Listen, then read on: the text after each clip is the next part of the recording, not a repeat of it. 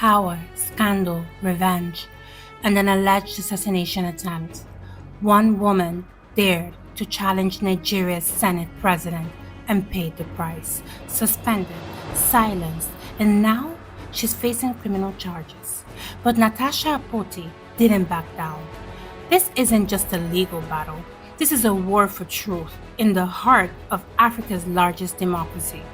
Welcome to Just With Sharing, where we give commentary that goes where others won't.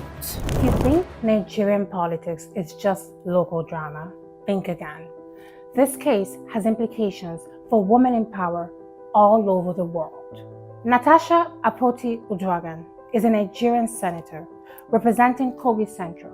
She's a lawyer, social advocate, activist, and she's part of a male-dominated political system. And that has not come without resistance by men who feel intimidated by a woman in power.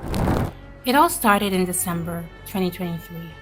Senator Akpoti alleged that Senate President Godswill Akpabio made inappropriate advances during an official visit. Months later, tensions exploded when she refused to sit in a reassigned seat during plenary, a move critics say was symbolic humiliation. Did the Senate President ever make any sort of advances towards you in the chamber or in the Senate? Yes, in front of senators. He's done that. There was a time I forgot to wear my ring. I rushed to work, forgetting to wear my ring. And there were about 5 senators there. And he was, "Oh, Natasha, you're not wearing your ring. Is this an invitation to treat?" And then there was another time he made a statement like, "Natasha, your husband is really enjoying. It looks like you'll be able to make good movements with your waist." So the Senate President said this? He says that, yeah. He makes such sexist statements, and then they all laugh. When the Senate President allegedly made this comment to you, there were other senators present? Yeah. They said, "In the Senate, we're all men. She should be used to this." How did the other senators respond to that? Just laugh. The culture of shaming a woman who dares speak of something that is like a taboo is real. And that is that culture we must break and shred. In March 2025, Akpoti was slammed with a 6-month suspension. The official reason? Misconduct and violation of Senate rules. But many saw it as retaliation, a silencing tactic in plain sight. Akpoti responded with legal firepower, filing a lawsuit claiming the suspension was unconstitutional and an attack on democratic rights. The courts issued a gag order to both parties, restricting them from making statements about the case while the trial was ongoing.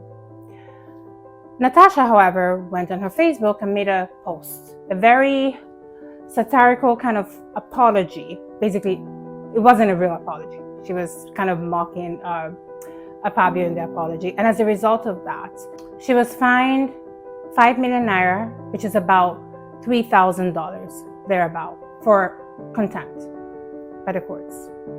However, in an interesting turn of events, the courts also found her suspension unconstitutional. She was asked to return to work, and that, of course, resulted in a win for her, a huge win, I will say. That, however, does not mean that the war is over. I mean the legal war between her and Senator Akpabio is actually quite far from over as at now.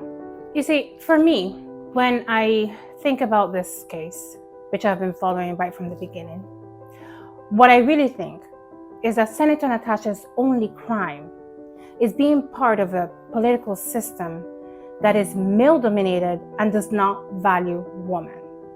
And not only was she part of it, but she actually does the job way better than most of them. That too must be a problem, right? Now, Senator Akpabio, he is the Senate leader of the Nigerian Senate. This is a country that right now is facing a lot of challenges, a lot of unrest. Civilians are being killed in the north, innocent civilians by terrorists.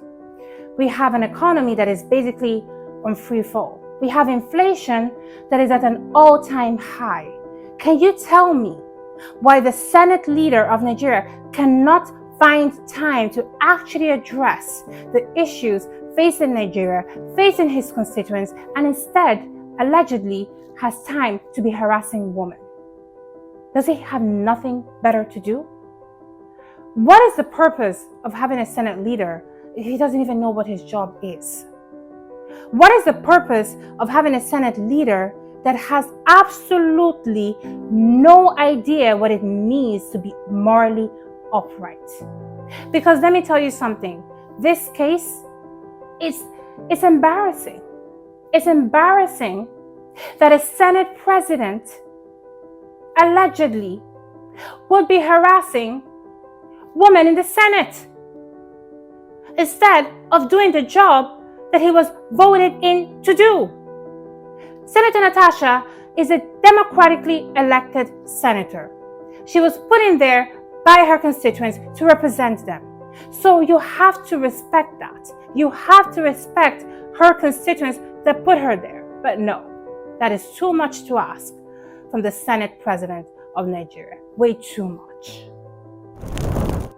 The best case scenario for me, which I know is very, very unlikely, is that Senator Akpabio resigns, goes back to Akwa Ibom, and never leads anyone again.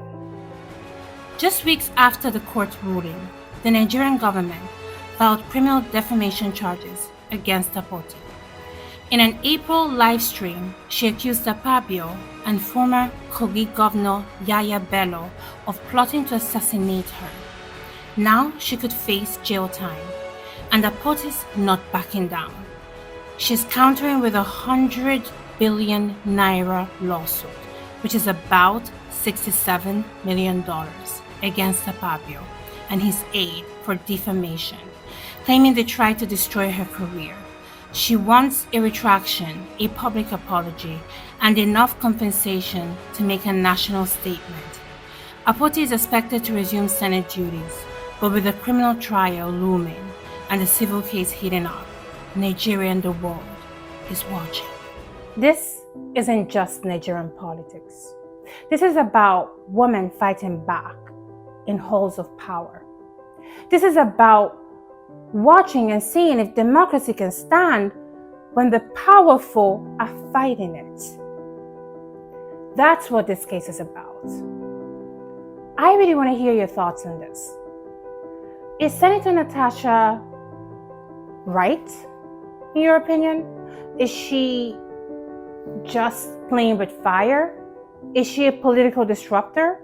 I want to know what you think. I mean, you know what I think, but I really want to know what you think. So go to the comment sections. Tell me what you think.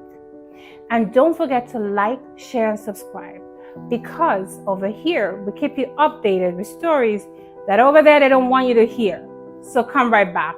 Thank you so much for tuning in.